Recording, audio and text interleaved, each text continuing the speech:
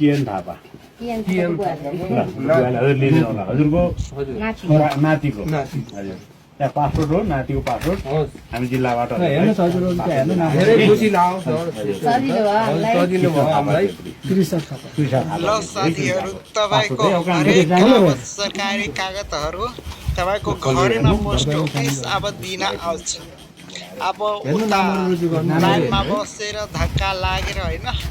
अब दुःख काट्नु पर्दैन जस्तो कि नागरिकता तपाईँको भयो पासपोर्ट भयो बिहा दर्ता भयो जस्तो कि छोराछोरीको जन्ममिति भयो होइन हरेक सरकारी डकुमेन्ट तपाईँको घरमा आउँछ यसरी आउँछ अब कृष्ण थापा छेत्री बाल्य सरकारको नयाँ सबैको घरमा हरेक प्रमाणपत्र पोस्ट अफिसले अब कसैको सरकारी कार्यालयमा गएर धक्का अब खानु पर्दैन ड्राइभिङ लाइसेन्सहरू जति हुन्छ सबै अब दिन आउँछ